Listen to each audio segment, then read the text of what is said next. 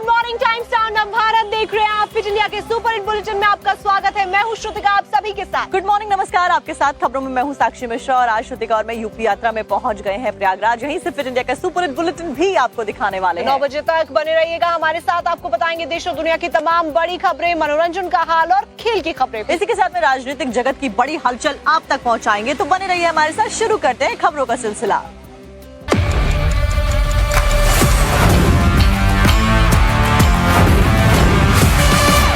फिर से आपका स्वागत है फिट इंडिया के सुपर हिट बुलेटिन में। खबरों का सिलसिला लगातार प्रयागराज से जारी है और खबर आपको बताते हैं एक ऐसी यात्रा से जुड़ी हुई जिसका इंतजार भक्त बेसब्री से करते हैं। हम बात कर रहे हैं अमरनाथ यात्रा की, जिसकी शुरुआत 3 जुलाई को होने जा रही है। तो बाबा बर्फानी के जो भक्त हैं इस बार उन्हें खास सुरक्षा और सुविधाएं मिलने वाली हैं, जिसको लेकर तमाम तैयारियां कर ली गई है। गृह मंत्री अमित शाह ने भी कैसे हाई लेवल मीटिंग को अंजाम दिया है, आपको एक रिपोर्ट में दिखाते हैं।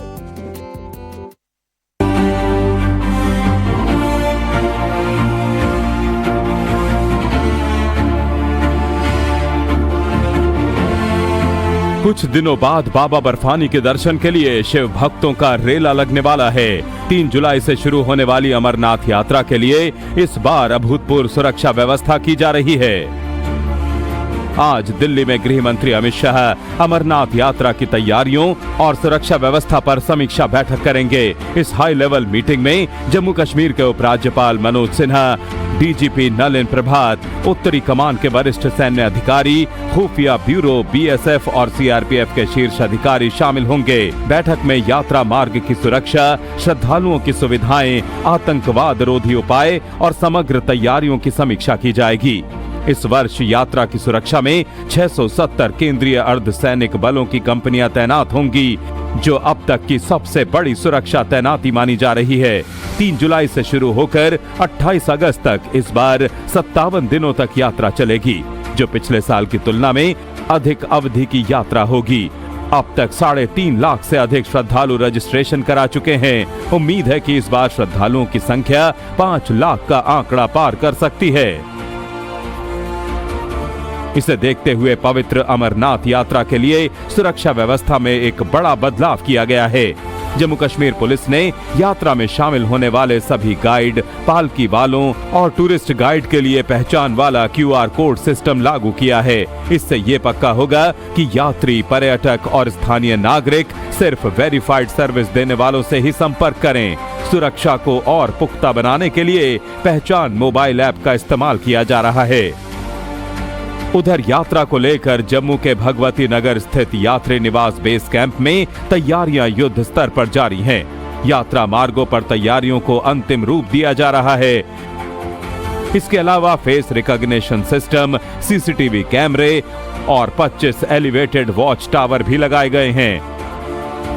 अमरनाथ यात्रा में किसी तरह की कोई बाधा ना हो, उसके लिए अभेद सुरक्षा चक्र तैयार किया जा रहा है। और चलिए अब आपको काशी लेकर चलते हैं, जहां पर काशी के दाल मंडी में एक बार फिर से बुलडोजर गरज रहा है और इस बार 12 मकानों को जमींदोज किया गया है। और कहा यह जा रहा है कि बुलडोजर कार्रवाई को तब तक नहीं रोका जाएगा इस बार जब तक पूरे जो 187 ढांचे चिन्हित किए गए हैं उनको ध्वस्त नहीं किया जाता है।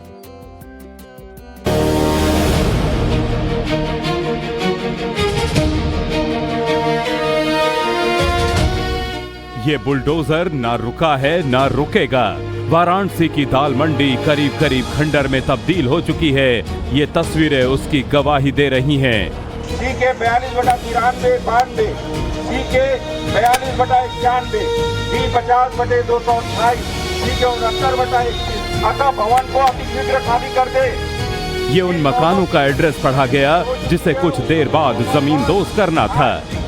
दाल मंडी में इस बार 12 मकानों पर बुलडोजर गरजा और उन्हें ध्वस्त कर डाला। जिन मकानों को मिट्टी में मिला दिया गया उनके मालिकों को लोक निर्माण विभाग की ओर से पहले ही मुआवजा दिया जा चुका है। ध्वस्तीकरण की इस कार्रवाई में बुलडोजर के साथ साथ हैवी पोकलेन मशीनों का भी इस्तेमाल किया गया।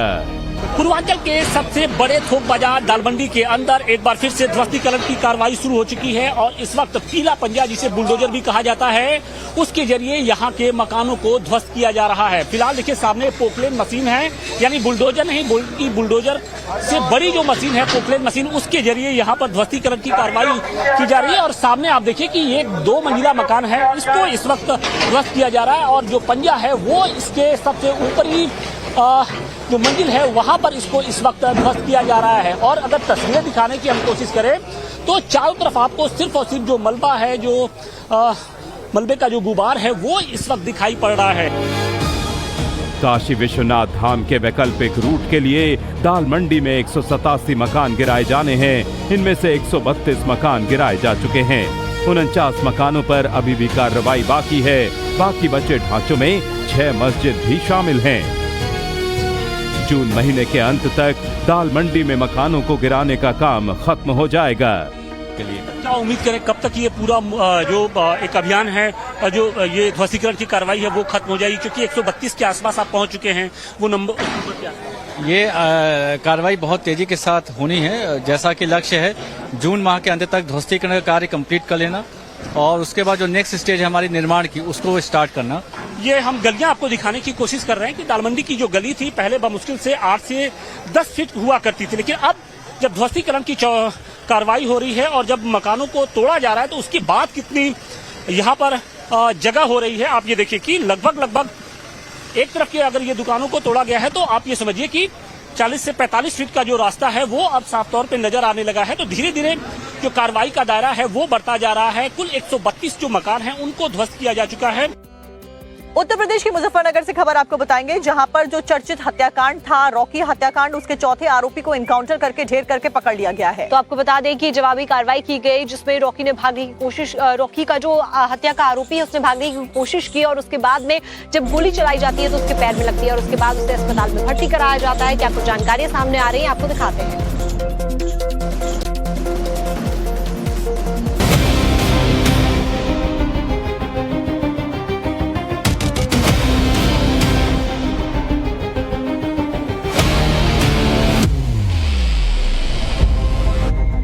यूपी के मुजफ्फरनगर में पुलिस और बदमाश के बीच मुठभेड़ हो गई।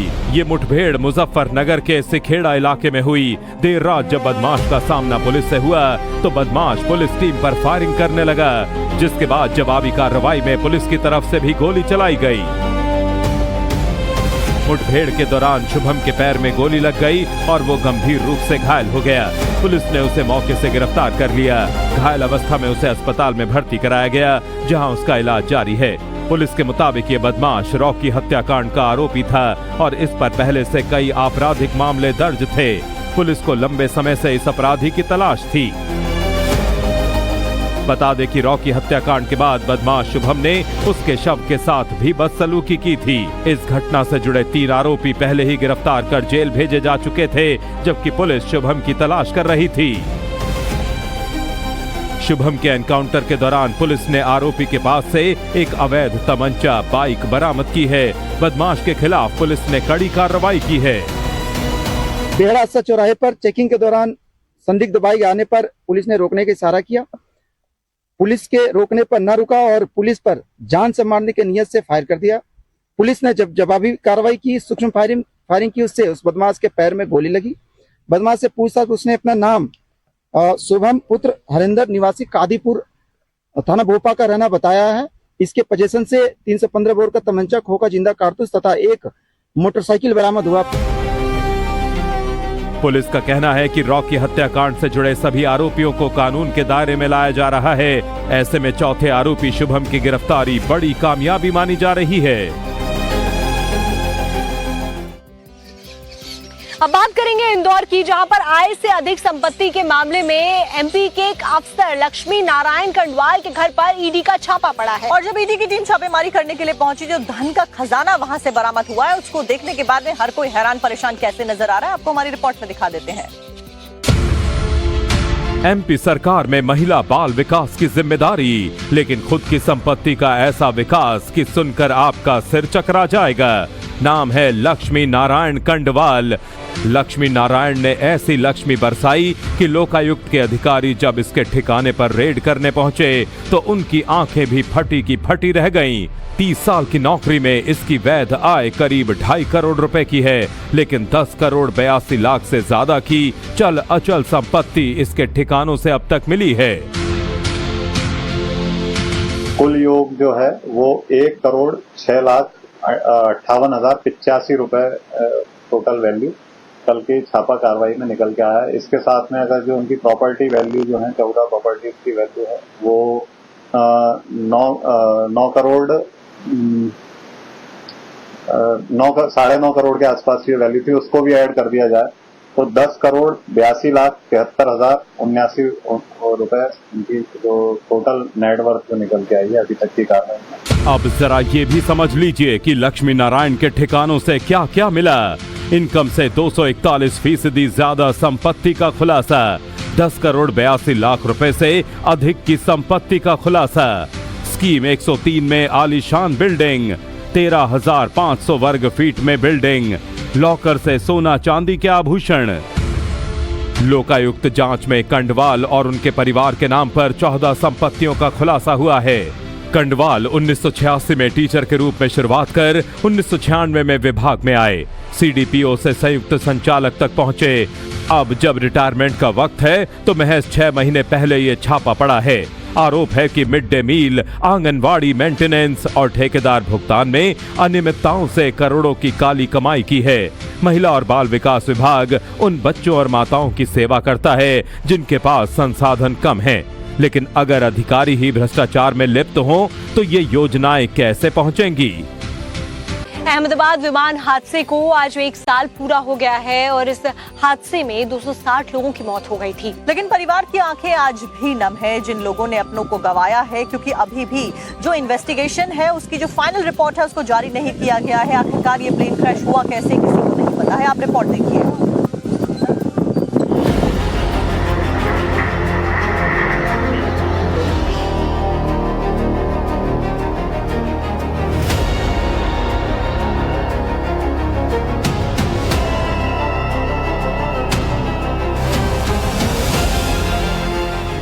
अहमदाबाद में एयर इंडिया की फ्लाइट AI-171 दुर्घटना को 1 साल पूरा हो गया है, लेकिन हादसे की भयावह यादें आज भी लोगों के जहन में ताजा हैं। 12 जून 2025 को लंदन जाने वाली AI-171 फ्लाइट मेघानी नगर में बीजे मेडिकल कॉलेज के हॉस्टल से टकराकर क्रैश हो गई थी। इस हादसे में विमान में सवार 241 लोगों और जमीन पर मौजूद 19 लोगों की मौत हो गई और सिर्फ एक यात्री ही जिंदा बच सका। अहमदाबाद में हुए प्लेन क्रैश को 1 साल हो चुका है। आप ये जो मेरे पीछे देख सकते हो, हम वही साइड पर खड़े हैं जहां पर पिछले साल 12 जून को प्लेन क्रैश हुआ था। और ये जो सामने जो आप साइड देख सकते हो वहां पर ही उसकी कॉकपिट अटकी हुई थी और उसके बाद पीछे से ये सारा प्लेन यहां पर क्रैश हुआ था। ये जो अतुल्यम हॉस्टल है, अतुल्यम हॉस्टल की ये चारों बिल्डिंग आप देख सकते हो। अतुल्यम हॉस्टल की पार्ट 1, 2, 3 और 4 चारों बिल्डिंग पूरी तरह से ध्वस्त हो चुकी थी। अंदर कैंटीन थे, मेस में जो बच्चे खाना खा रहे थे वो सारे भी प्लेन क्रैश में उन्होंने जान गंवाई थी। और कुल मिलाकर 260 लोगों ने इस अहमदाबाद प्लेन क्रैश में अपनी जानें गंवाई थी। इस हादसे में जिन लोगों ने अपने परिवार के लोगों को खोया है वो अभी भी सदमे में हैं, इंसाफ का इंतजार कर रहे हैं। वार्ड थे, वहाँ पे एक वार्ड में 7-8 बार विजिट करी है सभी मालों पे, पहले माल दूसरे माले पे, जहाँ जहाँ पे किसी को भी लाया जा रहा था बारी बारी से वहाँ पे जाके मैं ढूंढ रहा था कि हमारे फैमिली मेंबर जिंदा मिल जाए। तब तक हमें पता नहीं था कि सब डेथ हो चुके हैं, इसलिए हम उन लोगों को जिंदा ढूंढ रहे थे। 12 तारीख को रात को अप्रॉक्स 9 से 10 बजे के तकरीबन ये पता चला कि सभी की डेथ हो चुकी है। जब हमें DNA सैंपल देने के लिए बुलाया गया तब जाके हमको पता चला कि सब एक्सपायर हो चुके हैं। जिस हॉस्टल पर विमान गिरा था वो तो आज खंडर बन चुका है, लेकिन उस दिन वहाँ बहुत से स्टूडेंट्स मौजूद थे, मेस में बैठकर खाना खा रहे थे। हमने हादसे के विक्टिम रहे सूरत के MBBS स्टूडेंट यश खत्री से बात की तो उन्होंने बताया कैसे आज भी प्लेन की आवाज सुनकर वो डर जाते हैं। तो अचानक से एक सिलेंडर के फटने जैसी आवाज आई, तो हम लोग को ब्लास्ट की आवाज आई, तो हम लोग ऊपर देखते उतने में 10-12 ऐसी ब्लास्ट की आवाजें और आई। और जैसे हम लोग ने कुछ देखा उसके पहले कांच की सारी खिड़कियां और दरवाजे आपस में फटने लगे और कांच पूरा टूट गया। बिल्डिंग में जो राइट साइड हमारे से दीवार थी, वो एंट्रेंस पे वो दीवार हम पे आके गिर गई और हम लोग को 4-5 सेकंड के बाद तो पूरा गिरने का जो था दीवार का वो खत्म हो गया और हमारे पैर पूरे मिट्टी में ढस चुके थे। पूरी घटना की जब याद आती है और जब भी हम तो आज भी वही हॉस्टल में रहते हैं जहाँ पे पहले रहते थे, तो आज भी रात को अगर प्लेन की आवाज आती है ज्यादा जोर से तो नींद तो थोड़ी उड़ जाती है, डर तो अभी भी लगता है। हादसे को आज पूरा 1 साल हो चुका है, लेकिन आज भी 260 लोगों की मौत के पीछे की असली वजह अब भी बहस का विषय बनी हुई है। टेक ऑफ के कुछ सेकंड बाद दोनों इंजनों का फ्यूल कट ऑफ क्यों हुआ? तकनीकी खराबी के बावजूद विमान को उड़ान की मंजूरी कैसे मिली? और ब्लैक बॉक्स डेटा सार्वजनिक क्यों नहीं किया गया? ये सवाल अब भी जवाब मांग रहे हैं। जबकि पायलट एसोसिएशन ने न्यायिक जांच की मांग की है। अध्यक्ष कैप्टन CS रंधावा के मुताबिक विमान बनाने वाली कंपनी बोइंग की हादसे के लिए जवाबदेही तय की जानी चाहिए। गर्मी से राहत पाने के लिए लोग पहाड़ों का रुख कर रहे हैं और ट्रैकिंग के लिए भी जा रहे हैं। और ऐसी ही एक ट्रैकिंग टीम गई हुई थी, लेकिन वो कैसे पहाड़ों पे फंस गई और उनकी जान मुसीबत में पड़ गई, और उसके बाद में कैसे इनकी जान जो है वो जोखिम में डल गई थी और उसके बाद में कैसे रेस्क्यू ऑपरेशन करके इन सभी को बचाया गया है सुरक्षित, आपको रिपोर्ट में दिखाते हैं।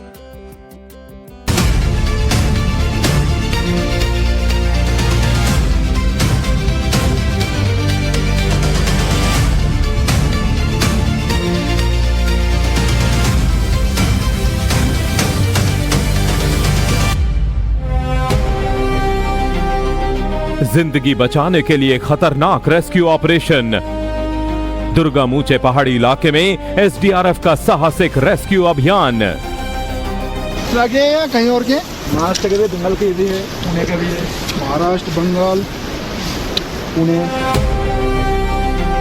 ये तस्वीरें देवभूमि उत्तराखंड के चमोली की हैं, जहां बद्रीनाथ धाम के लिए निकला ट्रैकिंग दल घने कोहरे और खराब मौसम के कारण रास्ता भटक गया। 15 लोगों का ग्रुप 4 जून को घमसाली से बद्रीनाथ के लिए ट्रैकिंग पर निकला था। इस दौरान जब मुछुकुंद गुफा के ऊपरी पर्वतीय क्षेत्र स्थित मूसा पानी के पास सरस्वती नदी के पार ये ग्रुप पहुंचा तो वहां पर घना कोहरा छाया हुआ था। घना कोहरा, अंधेरा और मौसम खराब होने के कारण ये लोग रास्ता भटक गए। इस ट्रैकिंग दल में 75 साल के बुजुर्ग उदय प्रांजल भी शामिल थे। ट्रैकर्स जब टॉर्च की रोशनी और जोर जोर से आवाज लगाकर मदद की गुहार लगा रहे थे, तब उस इलाके में गश्त कर रहे ITBP के जवानों ने उनकी आवाज सुनी और उसके बाद शुरू हुआ SDRF और ITBP का ज्वाइंट रेस्क्यू ऑपरेशन।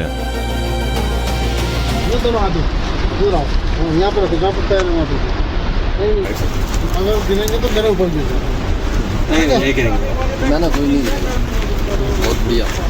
हमारे ये टीम गुप्तकाल के लिए 4 तारीख से रवाना हुआ था और आज हम लोग सफलतापूर्वक 9 दिन में यहाँ पहुँच चुके हैं और सारी टीम और सारे जितने भी पोर्टर गाइड गए थे सब स्वस्थ यहाँ पे पहुँच चुके हैं। करीब 1.5 घंटे की मशक्कत के बाद सभी 15 लोगों को सही सलामत बचाकर सुरक्षित स्थान पर लाया गया।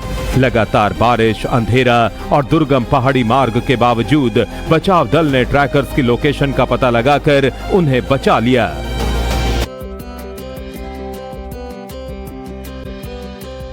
और चलिए अब खबरों में बात कर लेते हैं तृणमूल कांग्रेस की, जिसकी जो बागियों की संख्या है वो लिस्ट लगातार कम होती हुई नजर आ रही है। मतलब बागियों की जो संख्या है वो बढ़ती हुई नजर आ रही है। कारण ये कि TMC को छोड़कर अब सभी लोग बागी होकर दूसरी पॉलिटिकल पार्टी ज्वाइन करते हुए नजर आ रहे हैं, जिसकी वजह से लोकसभा हो, राज्यसभा हो या फिर विधानसभा हो, हर जगह पर TMC के जो लोग हैं वो अब कम हो गए हैं। और ऐसे में अगर बात करें सांसदों की तो 23 सांसद पार्टी छोड़ चुके हैं, तो वहीं 65 विधायक पार्टी छोड़ चुके हैं। और यहाँ तक कि ममता बनर्जी की मुसीबतें कम होने का नाम नहीं ले रही हैं, क्योंकि जो उनके करीबी नेता हैं कल्याण बालन जी, उनकी तरफ से कैसे खुला चैलेंज दिया गया है, आपको दिखाते हैं इस रिपोर्ट में।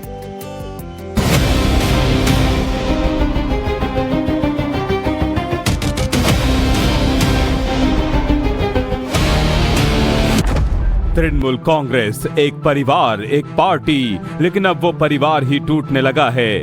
हर दिन नई बगावत, हर दिन नया विद्रोह।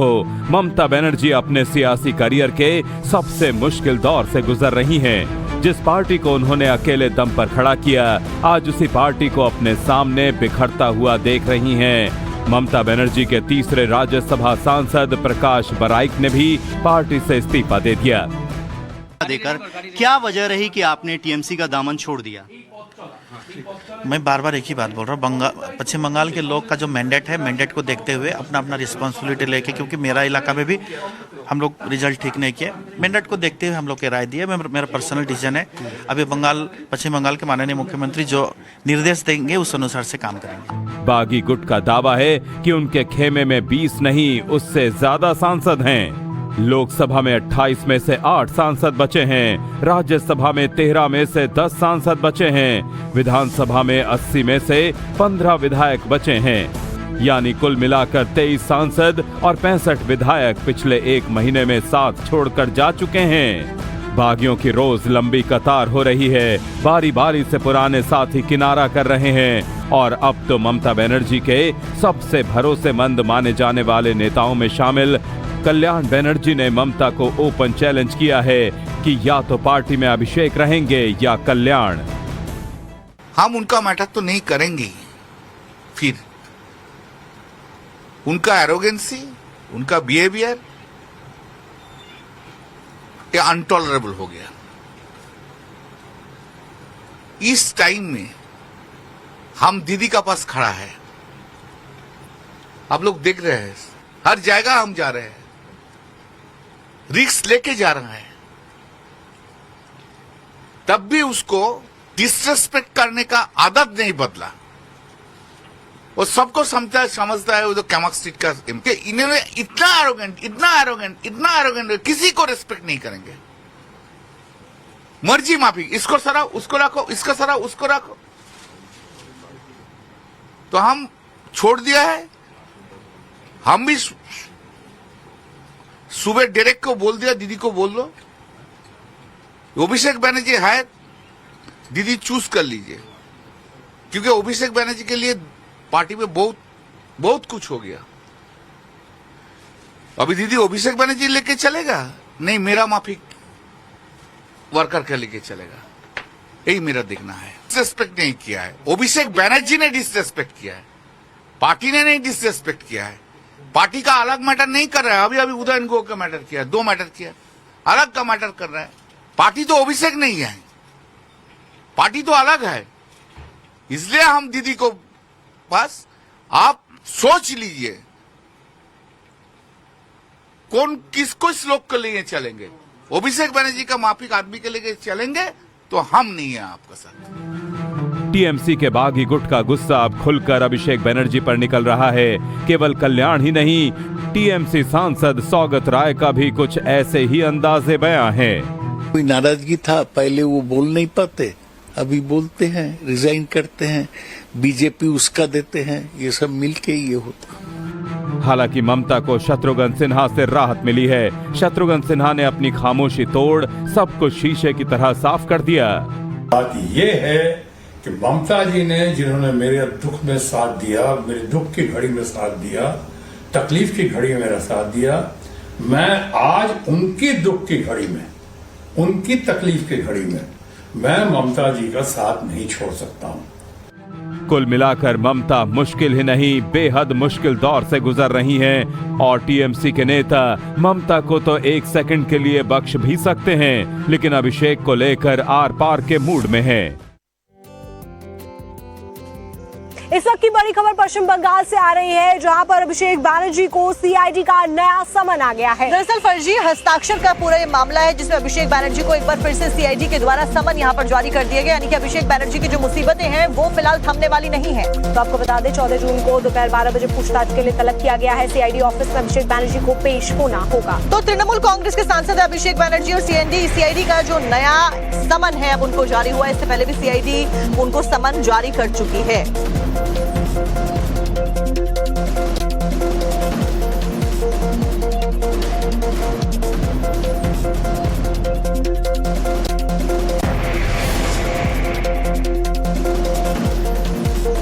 भाईपो यानी कि ममता बनर्जी के जो भतीजे हैं उनसे सीआईडी की टीम ने 4 से 5 घंटे तक पूछताछ की है, ये जानकारी मिली है। तो आपको बता दें कि उनको लगातार समन भेजे जा रहे थे और उसके बाद में जब हाईकोर्ट का फैसला आया कि उनको समन के लिए जाना होगा, पेश होना होगा, उसके बाद अभिषेक बनर्जी पेश होते हैं। आपको दिखाते हैं रिपोर्ट। दीदी के भतीजे अभिषेक बनर्जी मुश्किल में फंसे हैं। टीएमसी के मैक्सिमम नेता तो उनसे खफा हैं ही। विधायकों के फर्जी हस्ताक्षर के मामले में सीआईडी ने ऐसा शिकंजा कसा कि उन्हें सीआईडी के दफ्तर में पेश होना पड़ा और सीआईडी ने करीब 5.5 घंटे तक पूछताछ की। अभिषेक बनर्जी सीआईडी दफ्तर में तो पेश हो गए, लेकिन उनके लिए राहत इस बात की है कि सीआईडी अभी उन्हें गिरफ्तार नहीं कर सकती है। कलकत्ता हाई कोर्ट ने इस मामले में अभिषेक बनर्जी को कुछ राहत दी है। कोर्ट ने आदेश दिया है कि इस मामले में 2 हफ्ते तक सख्त कार्रवाई नहीं होगी। अगर आगे पूछताछ की जरूरत पड़ती है तो एजेंसी 24 घंटे पहले नोटिस देगी। जाली हस्ताक्षर मामले के अलावा अभिषेक बनर्जी पर चुनाव के दौरान भड़काऊ भाषण देने और मनी लॉन्ड्रिंग के भी आरोप हैं, जिन्हें लेकर जांच एजेंसियां उन पर शिकंजा कसती जा रही हैं। इससे पहले जांच एजेंसी 3 बार उन्हें समन जारी कर चुकी थी, लेकिन वो पूछताछ के लिए पेश नहीं हुए थे। पूछताछ पूरी होने के बाद अभिषेक बनर्जी सीधे टीएमसी प्रमुख ममता बनर्जी के आवास के लिए रवाना हो गए।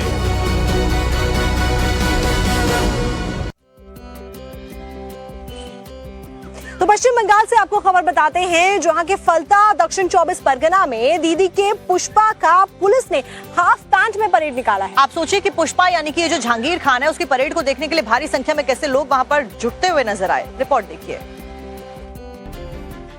तृणमूल कांग्रेस के विवादास्पद नेता जहांगीर खान, जिन्हें पुष्पा के नाम से भी जाना जाता है, वो अब पुलिस की हिरासत में सड़क पर हाफ पैंट पहने परेड कर रहे हैं। फिल्म पुष्पा का डायलॉग देते हुए आईपीएस अधिकारी को चुनौती देने वाले ये नेता खुद पुलिस के सामने झुका है। पुलिस ने जहांगीर खान को नेपाल बॉर्डर से गिरफ्तार किया था। भारी सुरक्षा के बीच सड़क पर परेड निकाली। हाफ पैंट और फाल्टा में दिख रहे जहांगीर खान का चेहरा छिपा हुआ था। जहांगीर खान ने चुनाव प्रचार के दौरान यूपी कैडर के आईपीएस अधिकारी अजय पाल शर्मा को चुनौती देते हुए खुद को पुष्पा बताया था, लेकिन बंगाल पुलिस की कार्रवाई के सामने उनकी पुष्पा स्टाइल फेल हो गई। वो कहते हैं ना, वक्त का पहिया घूमता है। कल तक जिन इलाके में जहांगीर खान की तूती बोलती थी, उसी जगह पर वो सिर झुकाए पुलिस के साथ चल रहे थे।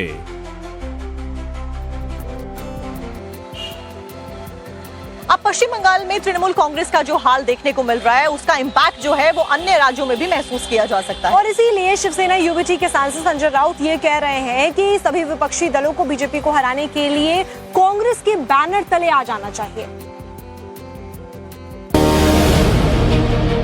बंगाल में जो टीएमसी का हाल हो रहा है, उसका इम्पैक्ट दूसरे राज्यों की सियासी पार्टियों में भी है। शिवसेना यूबीटी के सांसद संजय राउत ने कहा है कि कांग्रेस से अलग होकर बनी पार्टियों को फिर एकजुट होकर कांग्रेस को मजबूत करना चाहिए, ताकि बीजेपी का मजबूती से मुकाबला किया जा सके। उन्होंने कहा कि इस पहल का नेतृत्व शरद पवार को करना चाहिए। आप ये समय है कि कांग्रेस पार्टी से जो फैक्शन बाहर निकले थे, नेता बाहर निकले थे और उसने अपने अपने दल खड़े किए, चाहे महाराष्ट्र हो, चाहे पश्चिम बंगाल हो, चाहे उड़ीसा हो, चाहे तेलंगाना हो, चाहे आंध्र हो, सभी ने कांग्रेस में आकर कांग्रेस के झंडे के नीचे अपनी नई शुरुआत करनी चाहिए और कांग्रेस को मजबूत करना चाहिए। राष्ट्रवादी कांग्रेस पार्टी शरद पवार की नेता और लोकसभा सांसद सुप्रिया सुले ने भी संजय राउत के बयान का समर्थन किया है और सुप्रिया ने कहा कि संजय जो कह रहे हैं वो बिल्कुल सही है। संजय राउत जी हमारे लिए, मेरे लिए व्यक्तिगत मेरे बड़े भाई है, तो उन्होंने एक अच्छा सुझाव दिया है, लेकिन वो सर आंखों पे क्या होगा कैसे होगा ये वक्त ही बताएगा। और जो तृणमूल कांग्रेस में होता है वो हम सह चुके हैं। पहली शिवसेना तोड़ी, उसके बाद एनसीपी तोड़ी, अब तृणमूल की बारी, तो हम ये भुगत चुके हैं। वहीं एनसीपी विधायक रोहित पवार ने कहा कि ये संजय राउत की व्यक्तिगत राय है, पार्टी का आधिकारिक रुख नहीं है, फैसला पार्टी नेतृत्व ही ले सकता है। जो भी निर्णय लिया जाता है हमारे पक्ष के प्रमुख या टीएमसी के पक्ष प्रमुख वहां पे लेंगे, जब होगा तब देखा जाएगा। शायद हो भी नहीं सकता, शायद हो भी सकता है। आज क्या इम्पोर्टेंट है, सब पक्ष के जो नेता है जो आज बीजेपी के विरोध में, तो रास्ते पे आना पड़ेगा और ये भाजपा के खिलाफ वहां पे लड़ना पड़ेगा। कुल मिलाकर बंगाल में जो एक्शन हो रहा है, उसका रिएक्शन दूसरे राज्यों और दूसरे राजनीतिक दलों में भी देखने को मिल रहा है।